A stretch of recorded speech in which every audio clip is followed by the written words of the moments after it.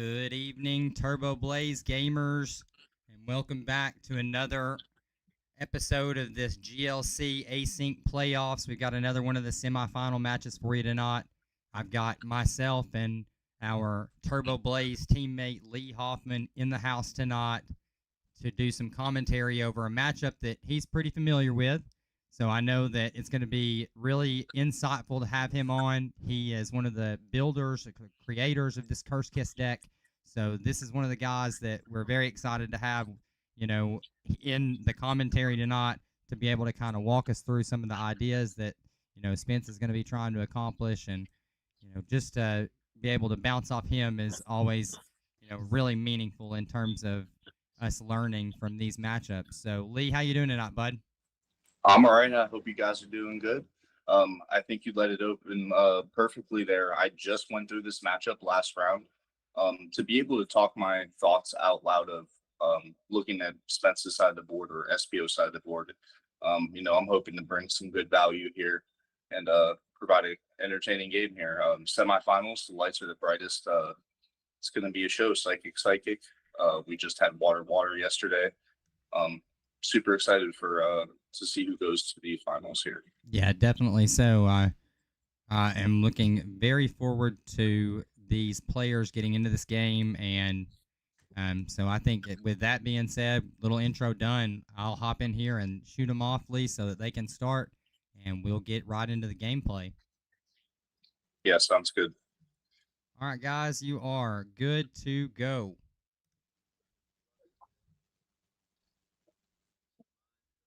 Kopi and a Mr. Mime start. Now, notably in my games against SBO, I went 0-2. I started WAP both games.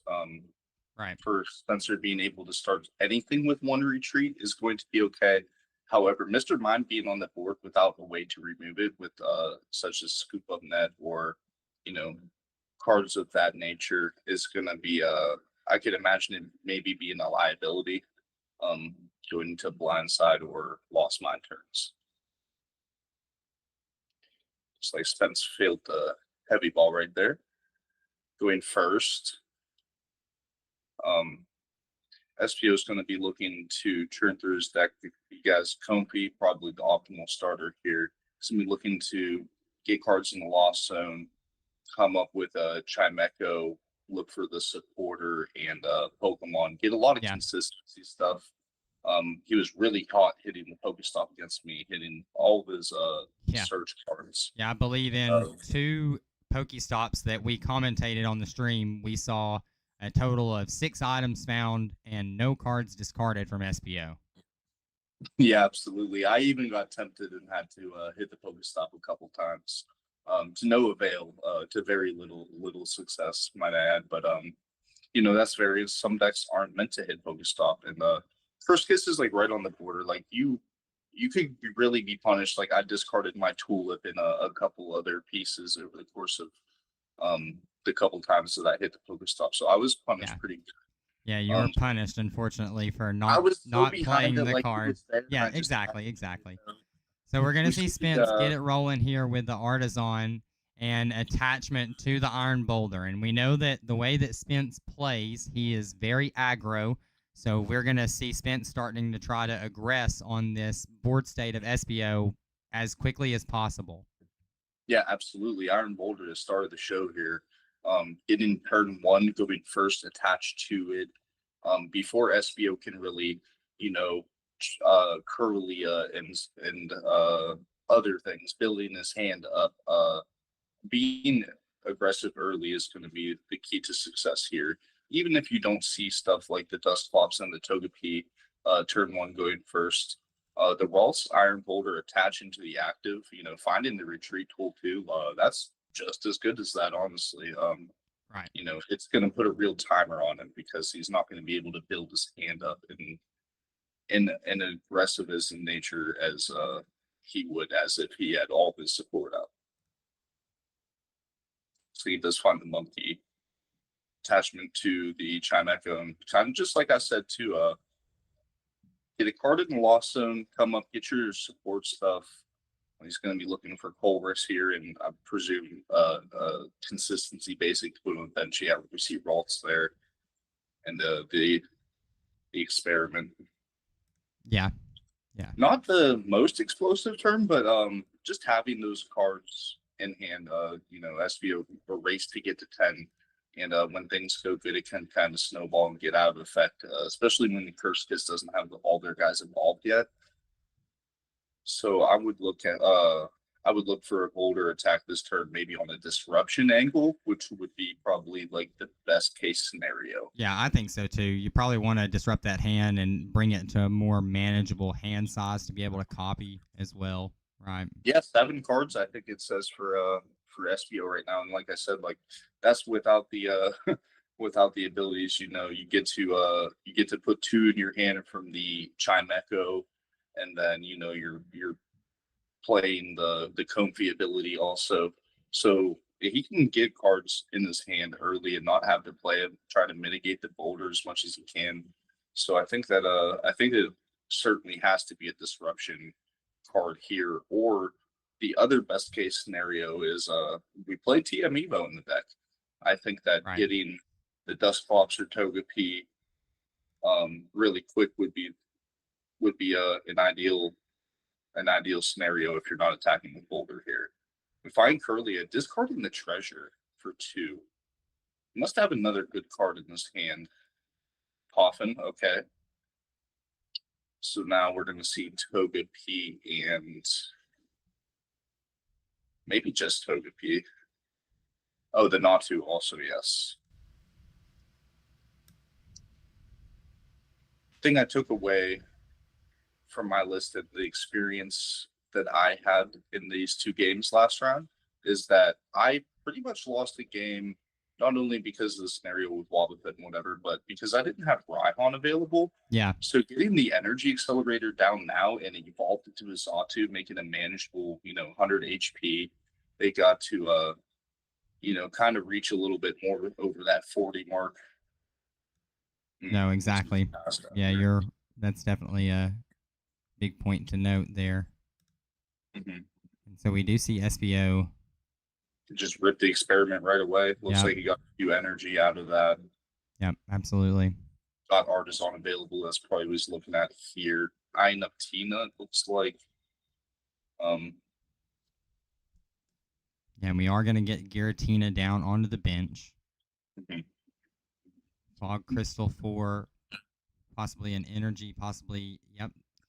There is the Shuppet so that we can evolve into the Bennett to be able to fuel that Lost Zone even further and be able to fetch a supporter card out of our discard pile. So, yeah, with experiment discard pile right now, yeah, that's looking like an explosive play if he can find that. Yeah, he got 3 in the Lost Zone, I believe now. So you're going to be looking to retreat and go to Comfy probably here. Looks like he's sitting on level ball too. Yeah, so we're seeing another really good start from Espio again. As we now tick up to 4 in the Lost Zone. Mm-hmm. That timer's going to be on Spencer. He's going to have to find the evolutions for these guys because Togepi has 50, Natu has 40. Duskull has 60. Right. I know he found the Curlia, but he could go, hit the Curlia and the Natu if he doesn't act quick enough here. And Espio shows again a large hand size. We've got 8 cards in the hand. Mm-hmm. Certainly has to be one of the 2 disrupting supporters. This is where Copycat would be pretty good, right? Like Copycat not in the list, but that was a card I was running for a while. I tried it before the playoffs for Avery, in favor of Avery, which I thought would help a little bit more. But at the expense of not having like Rhyhorn and Snasty in the deck, I really felt that my first 2 games. Right. Last round. Something that you would have really liked to have, knowing now, one of those hindsight's 50-50 kind of deals. Yeah, because if you don't get like I was saying, if you don't involve these guys like kind of right away, yep, you're gonna be feeling that with no Xatu, without Rhyhorn or Tenacity to like fetch the D Valley to get a colorless less off your attack to, kind of bail you out of situations where you normally wouldn't find the attack is going to be super big here. So I would really love for Spencer to find, like, even if he's not attacking this turn, like in a Rizu, just get yourself in a position where you don't lose, right? Because these guys, once they go down once, after Lost Mine, they're not coming down again. Right.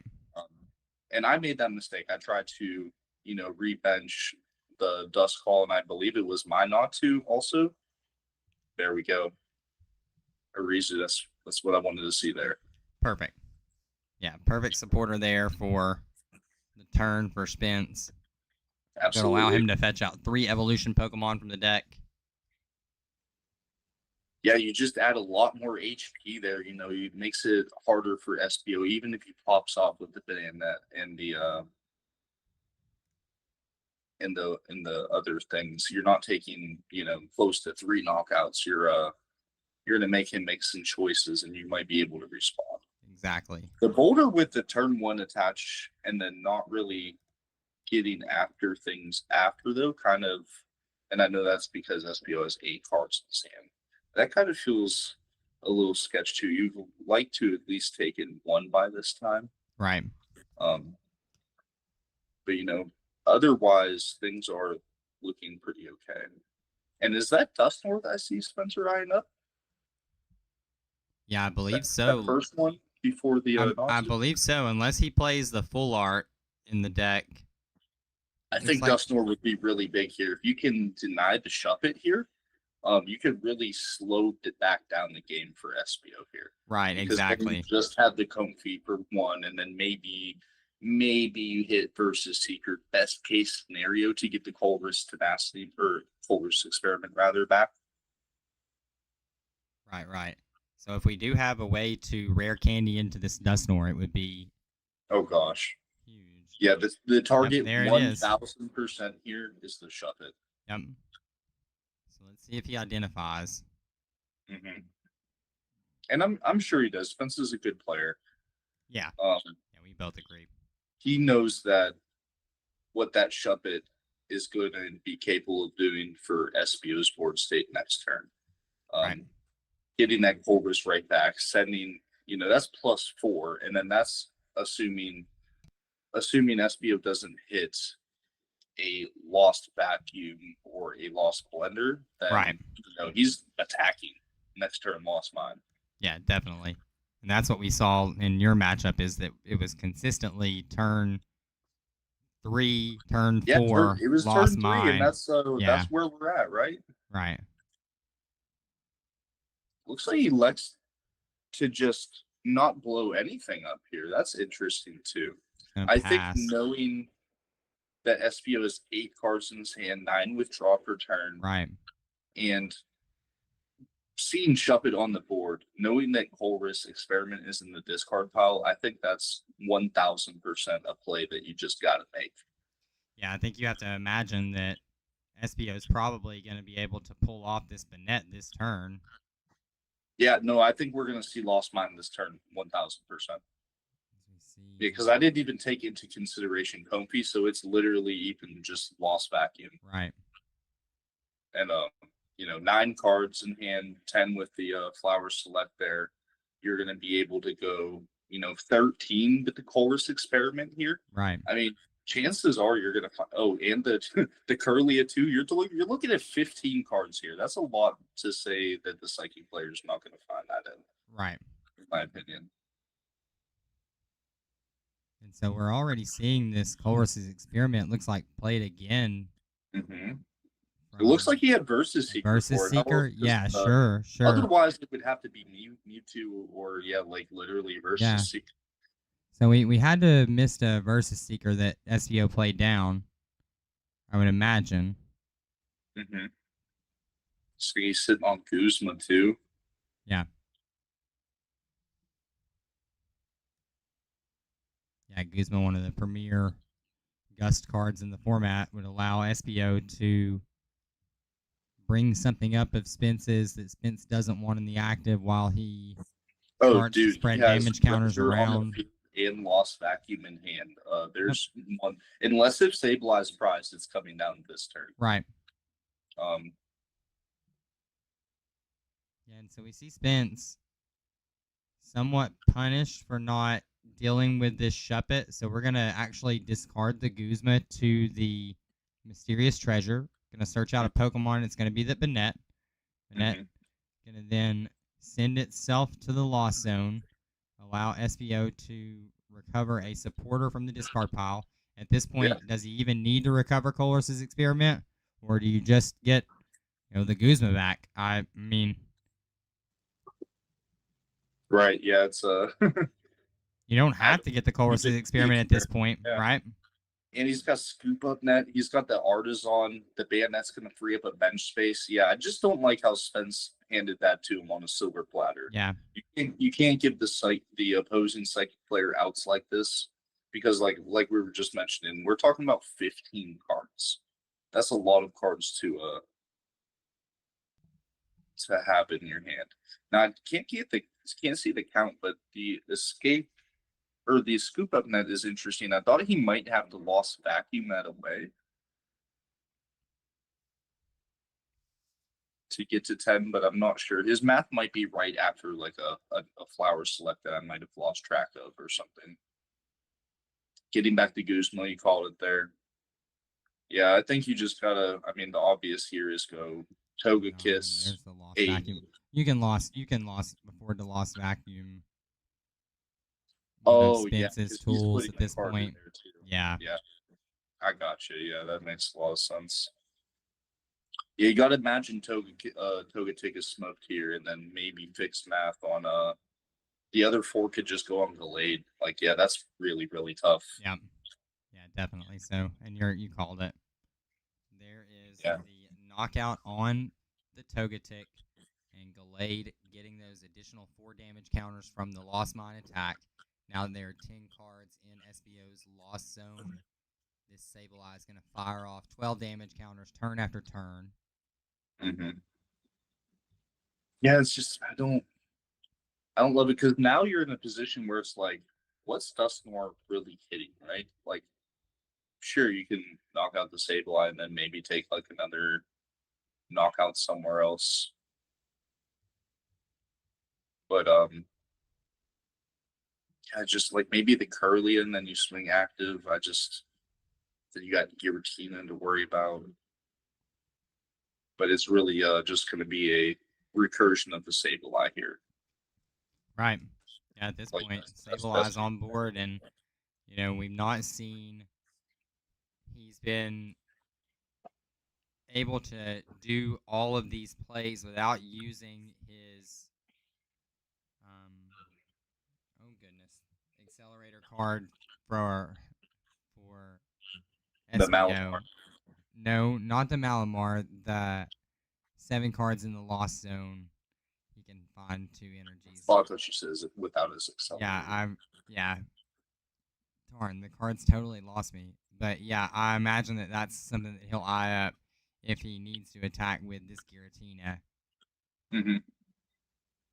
Spencer giving him Valley. So that Giratina just needs an energy now.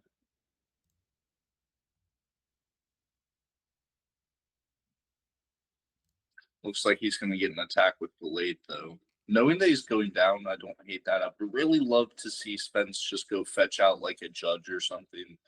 Just something to try to guarantee that you get an attack off next turn. Because otherwise, without the tutor, Espio is looking at, I think it's 8 cards in hand currently. He'll draw for 9. That'll be 9. I think that you have to really just hit the hand the next turn, and then kind of just it's just vibes after that because you're not gonna have delayed. Because certainly all 12 of these from Espio next turn, assuming that he just promotes Sableye, is just going to go on delayed, regardless if it's in the active or on the bench.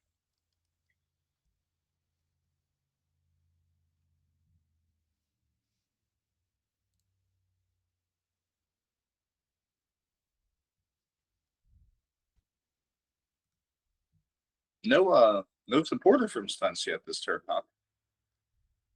And there's the teammates. Called that out. Definitely not seen the supporter yet. So the teammates being played down from Spence now. Gonna allow him to fetch out any 2 cards from that deck.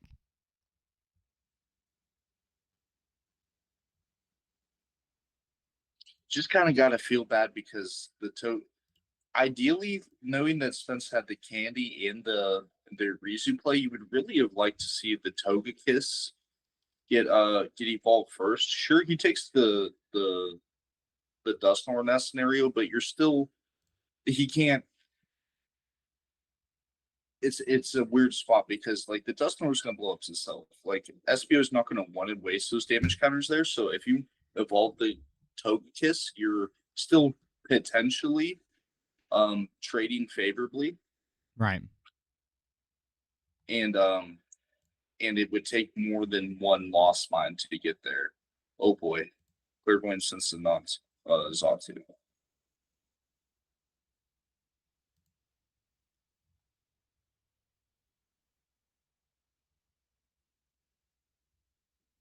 I think you might have. Yeah, I was just about to mention that. I think you got to pull the trigger and hit the Curlia here, or the Sableye. But like I said, 8 cards in hand. I can almost bet that Espio has a recovery card here.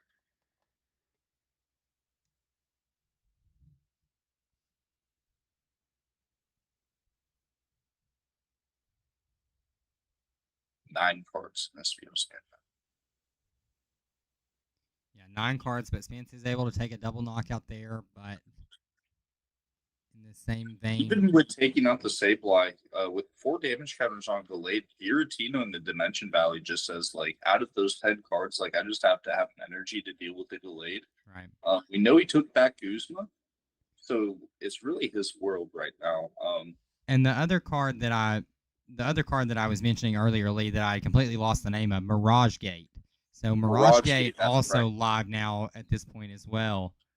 So we can see extra energy get put onto that Monkey Dory, that darkness energy with a Psychic on the Giratina, and we could be in a real nasty spot. Yeah. Gardevoir. And here comes more energy acceleration. Lana Rod. So no artist on. So he's going to have a search, but getting close to and Sableye back. Probably has access to the search, but again, doesn't really have to go that route this turn. He can just go with the Giratina attack and be, quite content with that play. That kind of accomplishes the same thing, right? And then if Spencer finds the knockout anyway, then you just put Giratina back on the bench and then you fix math other places. Exactly. That's what Espio did to me. He hit into, I believe, he hit into the Togekiss for 130, right? And I returned the Giratina. He then played Escape Rope, put my 130 HP Togekiss that knocked him out with onto the bench, benched his Giratina, put 10 on it, and just took a double knockout that way. It was absolutely heinous. And how about this for Search, Lee? We've got a Raihan to accelerate an extra energy onto this Giratina. So now this Giratina is fully powered up under the Dimension Valley. And we still have an energy attachment for turn. No energy were found off the Shining Arcana. Or no energy were attached, rather, off the Shining Arcana. So just the +2 to hand. But even still, we're just growing this board and hand size to maximum levels at this point. Yeah, I mean that's super tough. Without the Togekiss and without the early game attacks from Boulder, I know the pressure was there. The turn 1 going first attach, but like with no attacks announced, it's a little bit tough because you want to take like 2 prizes and then Togekiss gets evolved. You're about to Dusknoir, that puts you in a situation where you Dusknoir the active roll and then announce another attack roll, and then that's the game. The Curse Kiss archetype is not meant to be a grindy game. It's meant to be a swift game. You take a couple of knockouts with Boulder, you recycle it or attack with Mimikyu, while getting your stage 2 guys evolved up. Your Gallades, your Dusknoirs, your Togekiss.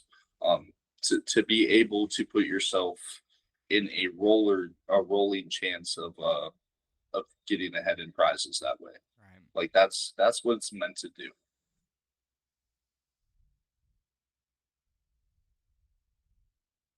Take cheap knockouts early and then cheese the prizes with Tusknor Toad Kiss on like the third turn. Put yourself in a position where you potentially can announce 3 attacks and win the game. 2 if you get Tusknor at the right time with the Toad Kiss online.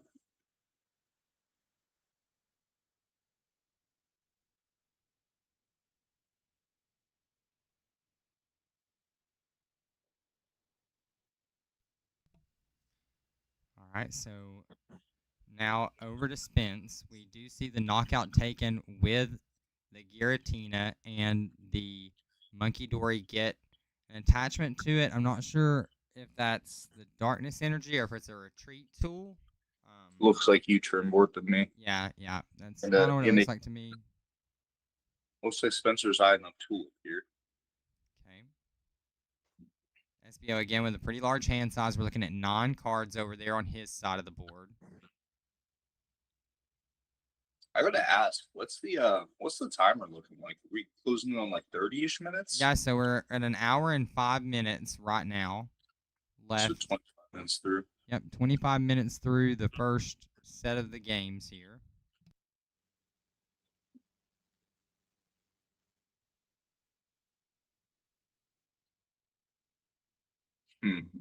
Yeah, I gotta be honest here. It's just I was in this situation where like I wanted to put my pre-balls down, but it was just a matter of time. I think Spencer has to just take his time and cut his losses, scoop and go to the game too. Because if you're trying to put those guys back down, you just lose the game. Rare candy already accounted for. That's never happening. Yeah, rare candy already being down means that we're not going to have any burst evolutions into play. And I'm like you. Once you put these Prevos into play, they are just Sableye food. Yeah, absolutely. Because the thing here is like, even if he doesn't like, he could just attach retreat into the Sableye, or he did put the Flowstone back. So the deal is here, he's gonna go after the Xatu for 10, put 2 on the boulder, and that would be like if he didn't put those guys down. I think he can afford to just ignore the vaults here. I would just be looking at like, you're not going to, because like what's Mimikyu gonna do? That gives him even more incentive to not want to attack the Giratina, and then just go into Lost Mine, take out his accelerator, his remaining support piece, and then just call it a day. Yeah, I don't think that Espio in mind. 9 is pretty impressive there from Spencer. That's what the tulip kind of allows you to do. That was cool. You know, when you tulip for +4 cards to the hand, I've seen it so many times from both you and Spencer. You can grow those hands immensely and very quickly. You know, matching hand size, you would think a big deal. Tulip is one of the best cards in the deck to just plus on, right? Because you don't. Yes. Tulip just says you put them into your hand. It doesn't say you have to put them down. Right. You know, you can make conscious decisions and do what you want with those cards, whether you think that, you know, X, Y, or Z, whatever plans you have to do. But yeah, you could just be +4. I recently added Letter into the deck, and that was +2, and that just feels amazing. But the Tulip. Yeah, and off of Tulip, you know, if you have the Xatu in play, like Spence says now, you can Clairvoyant Sense to see a couple of extra cards. So the growth is just ramps up really quickly from that one card. So we do see the Monkey Dory promotion from the U-turn board, and looks like just a scoop for time. Spence scoop for time, and I'm gonna go give these guys the time right now left. All right, guys, 1 hour and 2 minutes left going into game 2.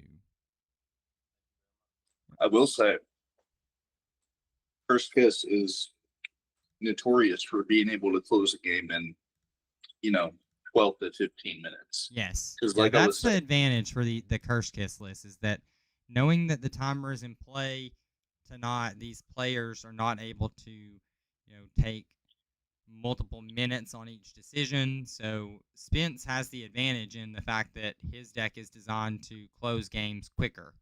Now, what we've been seeing from this Renegade list is that Espio has been able to consistently get these turn 2, going into turn 3, being set up, ready to go with that lost mine attack. And so that makes it even every time. Yeah, it's been that third turn consistently over the course of the rounds that I've watched Espio play. Mm-hmm.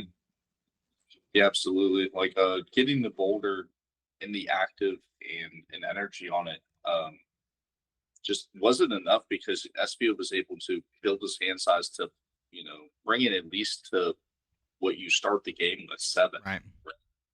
So Spence is looking at like not having to play a card potentially. We're off to the races this game. Both players, I would, say, starting their optimal starters here. On Spence's side, you've got that Iron Boulder, so we can start attacking as early as this turn. On Espio's side, we've got Compe to start throwing cards into the Lost Zone, as we see one card down already, and Town Map being played from Espio. We're going to look at these prize cards, see if there's anything notably. We've got Fog Crystal, looks like Trainer's Mail, 1 Energy, Battle VIP Pass. I can't really tell. It's a red card. Let's see. Espio played this hand down pretty thin there. Got the Chimeco with the turn attach. Dropped the Sableye. Okay, here we go. So we've got Natu, U-turn board, and still can't tell what this red card is. Spencer is left with a super interesting decision here. 4 cards. He can grab Dimension Valley. He grabs the Mystery. Launch an attack here. Right. Deny Espio any more cards in the Lost Zone for this next turn. Force him to go Chimeco plus that. Or he gives Espio the Artisan. He goes Capture Energy to the Boulder, and then he goes Evo TM. And I'm going to be honest, I'm not super sure what the most optimal play is here without looking at either player's hand. In theory, though, from my experience, you really want to get those guys evolved. But we've seen last game, Spencer get the turn 1 attach on Boulder and then not really be able to make anything shake for a while. So this is going to be a super interesting decision here. And it looks like he's going aggro. He's going to elect to start getting into the paint with Boulder. With 4 cards and a draw for turn, that's 8. I think that he only potentially has 1 more card that he could play. I think he even might have to put the Floatstone down. Unless if I'm miscalculating, because that's 2. You went down to, you put 2 into play. 7. But you played the Goose Hollow, so that's 4. He might not be able to play any other cards from his hand. I can't quite tell. Yeah, and if that's the case, Lee, then you would think that this route incorrect. Okay, so there's the Mr. Mime. Mr. Mime black and white. So that's why we couldn't tell exactly what the Mr. Mime was. Spencer does have that card proxied out. He and Espio discussed that before the game. So definitely okay for that to be played down. Iron Boulder gets in the paint there. Turn 1 for this Curse Kiss list. That's what we were kind of discussing. Spencer can take some early aggression and start firing. Yeah, that's into building up your support like any other type, honestly. But the support for Curse Kiss is phenomenal. Being able to snipe, take double prizes off of the snipe. Now, here's the scary thing. We do see that Spence's board state, obviously, is not what you would hope for. Yeah, you take the attack, like I was saying, but you can't. You're kind of left. You're kind of left very vulnerable because, like we were saying the first game, like I put really big emphasis on that. second turn after that Spencer benched out, Jeez. I was like, this guy's like really got to find a Rizu this next turn. Okay, and so there's turn for Espio. Espio going to go Auspicious Tone, going to get that Chorus's Experiment, and going to get that Shuppet so that he can, next turn, start filling that lost zone manually. So no recovery for the Comfey. So that's good for Spence. Like that worked out pretty well. Too much of a turn there, right? Yeah, now can we build the hand, I'm sure, because now Espio... Okay. Yeah, so just hand match. Okay, hand match, go. Yeah, 2 quick price. Quick. Yep. That's what it's got to be. I mean, right. you got to be on time with early boulder and or taking the time to evolve right away. But making quick decisions off this Chorus's Experiment too. So he obviously seeing the cards that making things a little bit easier for him. Mulling over this final card. 2 decided on instantly. The third. Oh yeah, I seen 1 was level ball, so that's Curlia. Yeah, there's Mysterious Treasure and card that he pitched. Yeah, it's kind of how we haven't seen Pokestop hit the field, huh? I don't think we've seen that yet. No, yeah, I haven't seen Pokestop hit the field at all for Espio. So that's Escape Rope and Mysterious Treasure sent to the Lost Zone off of that Chorus's Experiment. We do see this Float Stone committed to the Malamar. We're going to get Curlia's Refinement ability to discarding Evolution Incense to draw 2 cards. Wow, he must have something really good in hand, yeah. Bayonet has to be in hand. That's the only reason why you ditch that card with Chorus Experiment in the... And here comes Giratina. This is a little scary. Giratina plus Espio Malamar. Had to make a really tough decision. It might have been an obvious decision, but like you can't just give up like the Giratina in a matchup like this, right? Because like the beauty for Espio is that like the 130 is taking care of a lot of stuff, like, and if it's not, it's like fixing double KOs for Sableye. And this is telegraphing an interesting play, Lee. So Espio is going to elect to put this energy onto the Shuppet. If I'm correct, he's going to retreat into this Shuppet and use Bleh to remove that special energy after having removed the Dimension Valley and leave Spencer with this Iron Boulder with no energy attached to it and no way to attack next turn, launch an attack without a Lusamine. So here comes the Bleh. Bleh's going to knock off the Mystery Energy after the Artisan has bumped the Dimension Valley. So Espio trying to buy some time, trying to slow this game down. Yeah, absolutely. 3 cards in the Lost Zone at this point. The Malabar, the Curlia. Yeah. Board state looks good. Now it's just a matter of can we survive.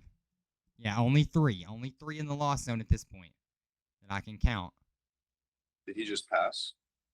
No, Artisan. Yeah, tapping the Artisan. So Spence going to not make the mistakes of his last round and noticing the Artisan in play for the opponent. Gonna rip that Artisan, go ahead and get that Togepi into play. Feels like at this point in the game, Espio is a little bit far away from 10 cards in the Lost Zone, so Sableye is not going to be launching anything meaningful next turn.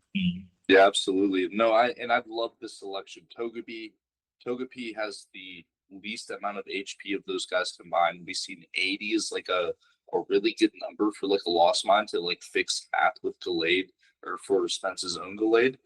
I think Togepi has to be the first target in this Togepi and Duskfall. I actually don't think that you need the Ralts quite as much, other than like finding Delayed solely for evolving the guys and or finding Judge or Marnie, like exactly. Right.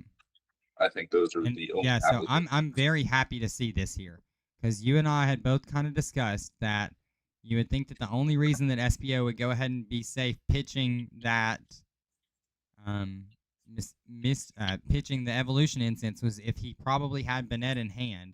So disruption here, not the worst thing for Spence, I don't feel like anyway. Yeah, absolutely. I mean, let's be honest. Like Spencer wasn't like he got the Goose Hollow play, but he wasn't doing like a whole lot else, right? Right. And that might be a combination of like hand matching or whatnot. So maybe he's freed up to play a couple cards that he wanted to play, but he couldn't here. So we're gonna get the attachment. But yeah, absolutely. Like I think again. that the disruption this turn, like specifically Marnie send that bin that out to the bottom. Yeah, I think that's like the play, right? Yep. No, I agree wholeheartedly. If you have any kind of gauge as to, why either that or the Bennett's prized, right? Like that could be another potential there. But even still, you wouldn't pitch the Evolution Incense because you would want that for Shining Arcana, right? Absolutely. Yeah, you had a piece, like, undoubtedly. Like, there was something in we know Bennett's not prized because we can see the prizes. So. Being discarded. Absolutely. Yeah, exactly. So Spin's going to go ahead and play that Marnie, and then Marnie himself into Hisuian Heavy Ball. Hisuian Heavy Ball going to be played and failed. Yeah, I don't love the aspect of like playing cards to fail within this matchup because he's gonna need every single one. Right. Yeah, you're not like, worried about your opponent disrupting you. Right. Yeah, if you know that there's no heavy ball or target like off of the heavy ball, like you just don't play it. Right. Until you have to, right? Like.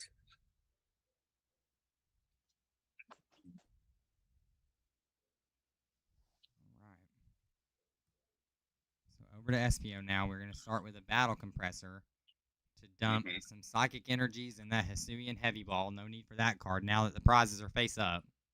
Yeah, absolutely. 2 Psychic Energy. I mean, perfect for the Malamar. Get an attachment somewhere. Get another one accelerated through the Malamar, and things are looking okay. Especially if you find like Curlia or the Vargor rather, can Shining Arcana. So we're going to see Refinement.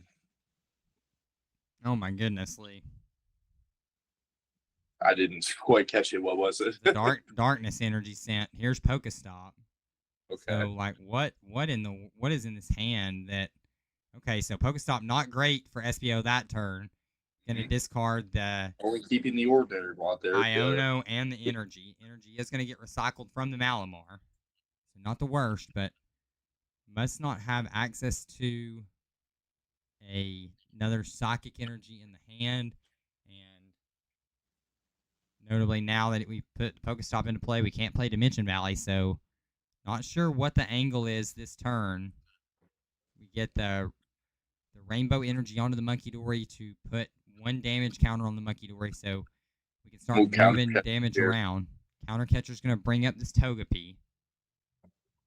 Interesting. If I'm being honest, I would put it on.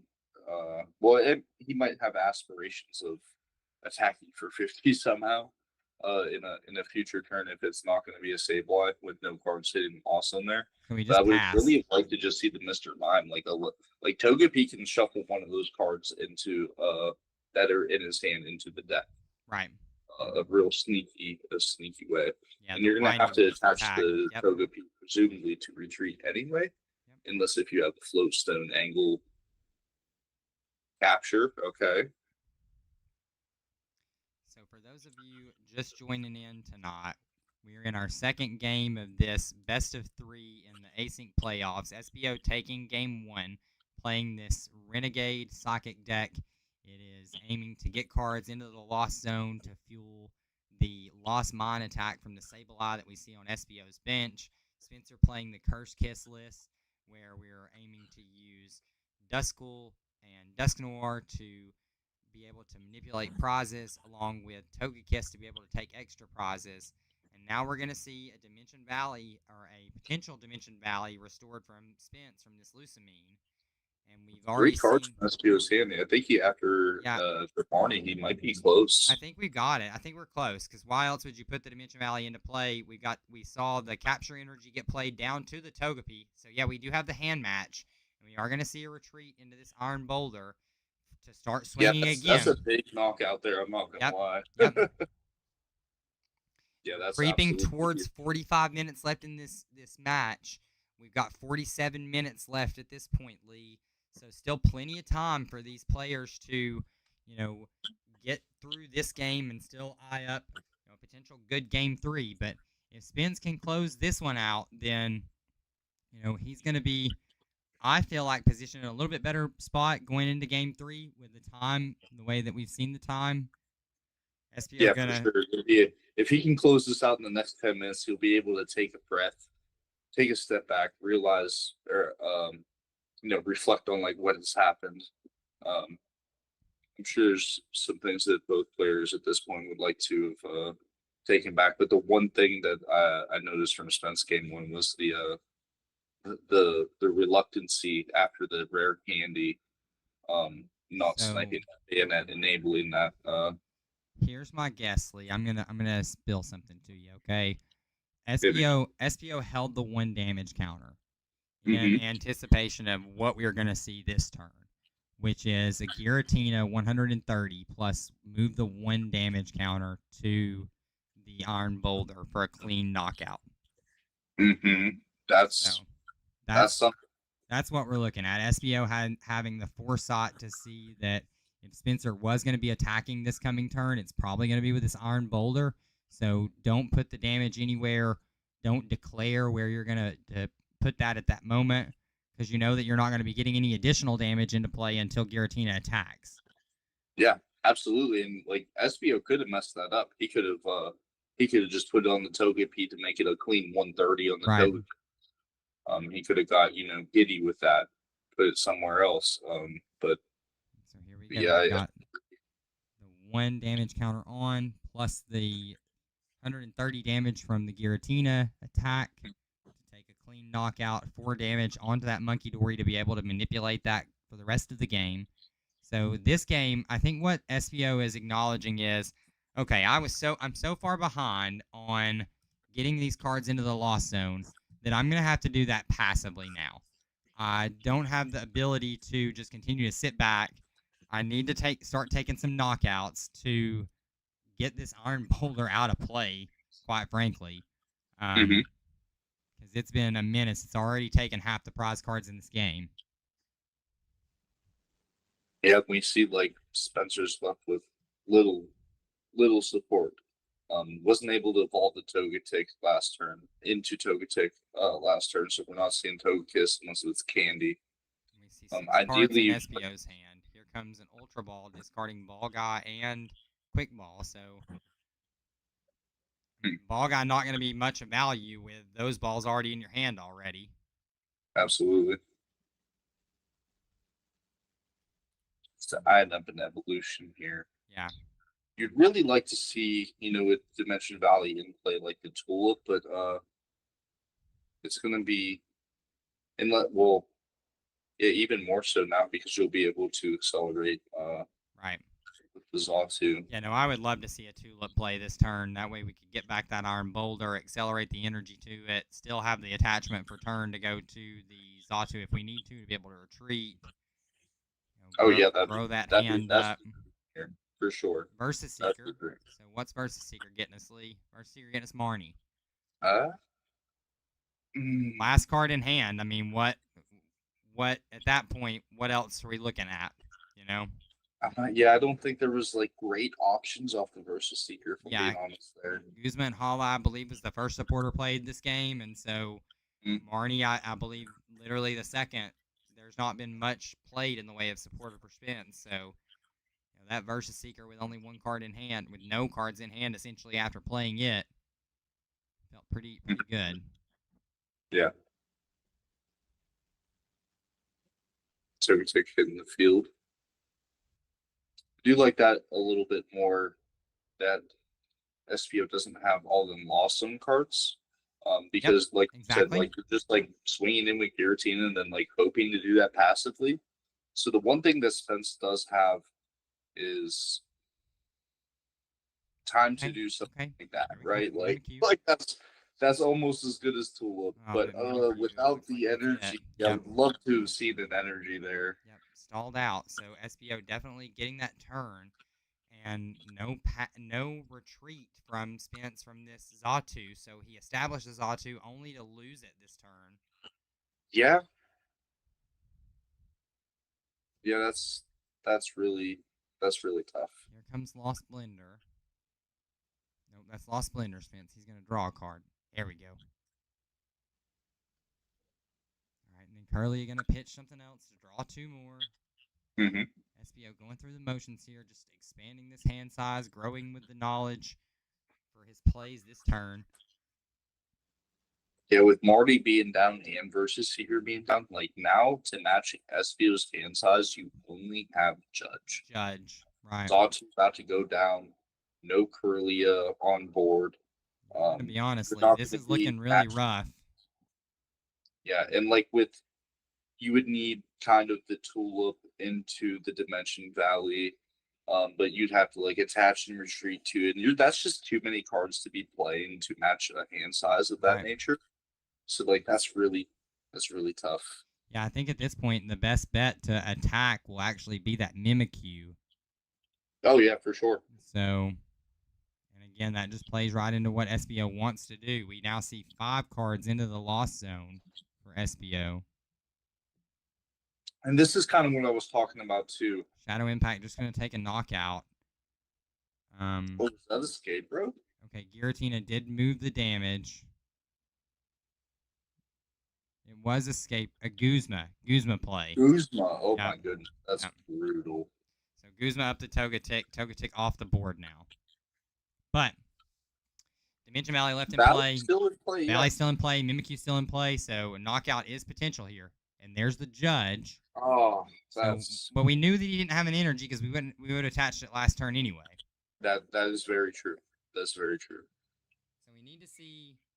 It was just that specific card that I'm like, no, not now, because with the reliancy on Boulder potentially later, right? Because with Judge here, like, sure, you return the Giratina, but your Espio is going to see a bunch of cards. Right. Yeah, look at that board on the other side. It's going to be grow. It's going to take We're going to have the knockout. 6 at least by default from draw for turn into refinement. And then, Spencer not going to be able to grow that hand without cards like his own Curly or Sawtooth. So off the 4 cards, Spence does find a basic Psychic to be able to launch an attack with this Mimikyu. Mm-hmm. But now, notably, Espio can just take a knockout on this Mimikyu with Monkey Dory. Move the damage counters and swing for 60. So it'll be interesting to see how Espio plays this. I don't foresee him getting, again, 5 more cards into the Lost Zone. We do see some tools in play that he could Lost Zone of his own with Lost Vacuum. That would get him up to, 7 from here.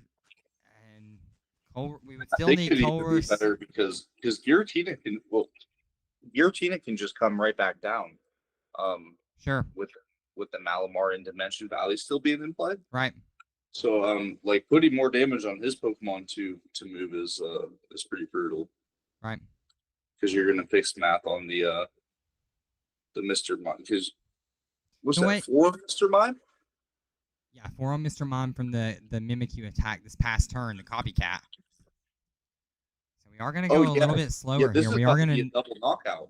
This is a double knockout with Giratina, right? If I missed something. Well, we Nest Ball for the Comfey. Interesting. Well, he's still going to blow up the Binette, so that's another bench spot. Yep. Blow up the Binette. We're going to get the... All right, so looks like we are getting to now 7 into the Lost Zone, plus Colress's Experiment. 8, 9. This is going to just leave Spencer depleted. He's just going to promote 1 Pokemon, draw a card, and then, hope for the best. Right. This is going to be brutal if Espio plays this how I think it's about to happen. Fixing even more math going into the Giratina ping too. Right. Yeah, so does he have the other energy? I think that's what we are missing right now for Giratina to just come back and start swinging now. Right. We know that he can recharge 1 from the Malamar, but does he have... He just needs 1. And does he have access to it, though? All right, here comes the Giratina. Tina going to put the pings down.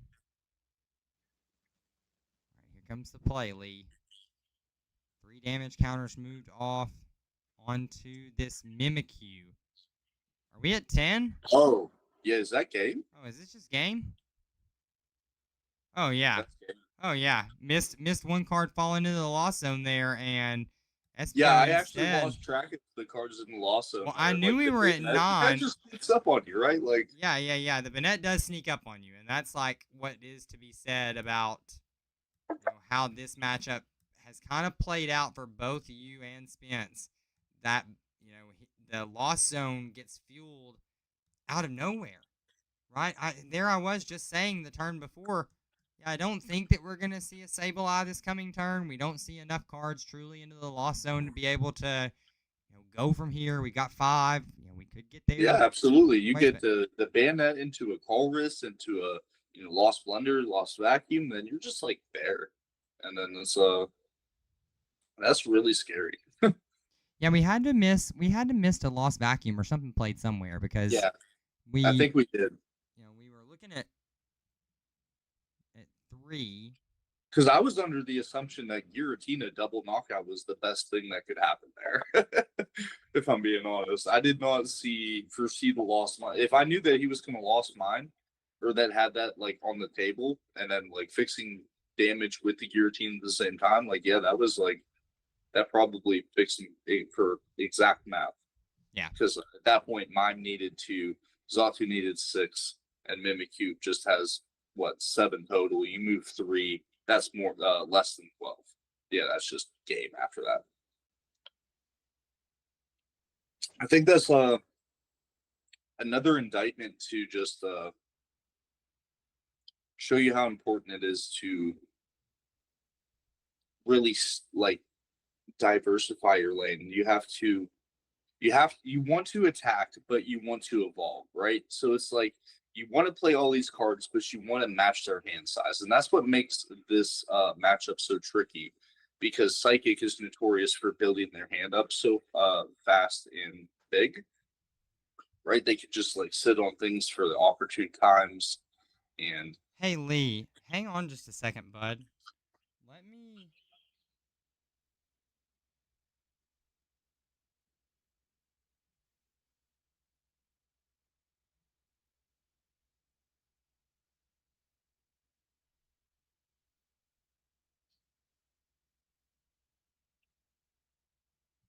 Oh, man. I can't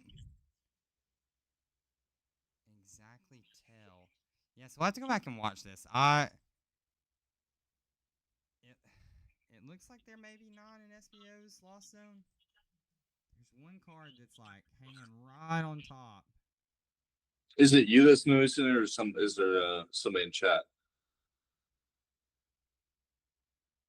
Okay, so someone in chat saying that he was going to Lost Vacuum the Dimension Valley. But even still, I must have been like heard between players, because I didn't see him flash the Lost Vacuum. I don't know. Maybe that's what I'm missing, but yeah, definitely at the point where Game was there, he was launching that attack with 9. I don't know. Obviously, Espio, a wonderful player, so I'm gonna say that he probably either had a card. Yeah, right. Yeah, just something that caught me off, because I was like, we were keeping track of it. I don't do the DOS thing for no reason, we're making sure over here that we're staying good. So yeah, but anyway, these games less than an hour for 2, as we see that the Renegade deck take down Curse Kiss yet again, unfortunately for the team there. But Espio, a wonderful player, someone who is highly respected in the community, and I know by our group. Yeah, absolutely. Espio has my respect as a player. 2-0 me, myself. 2-0 Spence here with the Renegade list. Best case scenario, things didn't happen for us in our games. Right. Yeah, you're exactly right. But at the same time, like you said, Espio, phenomenal player. Tip of the hat to him. I truly believe that Curse Kiss is a top deck in the format. I We do. Yep.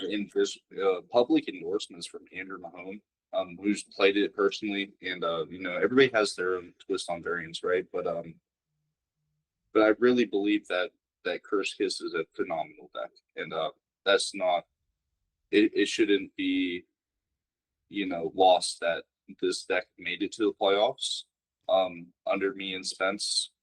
Yeah. We both won on the same day. Actually, we both punched our playoff tickets. I played it over decks like Drago Box. I played it over decks like Hitmon Bros. I qualified for the Async League playoffs with 6 different types, and I really believed in Curse Kiss coming into the event. Colorless included, all that stuff. But And let's say that I mean, I think what just happened is go ahead. Go ahead. You say all that to say that shout out to TBZ, like for real. This is between Milo Pump and Curse Kiss. We had a solid representation all season, and we've really put some really cool stuff into the public's hands and into the format. And I'm, as a player, but like more so as a builder, I'm super proud of the wave that's caused. Espio endorses Curse Kiss too. He does not think that's a slouch deck. Espio is very familiar with the deck too.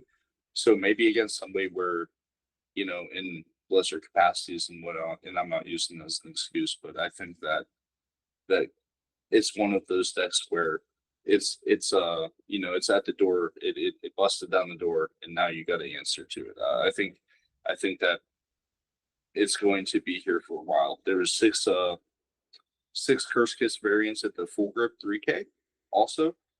Like I said, Mahone's endorsing it. That doesn't make it a good deck, but what makes it a good deck is the results as posted, and we've really taken it to the next level with the Curse Kiss, and I'm super proud of that. So in loss, I'm super proud of the team and Spencer, myself, Fools, you. I mean, it's been a really cool ride.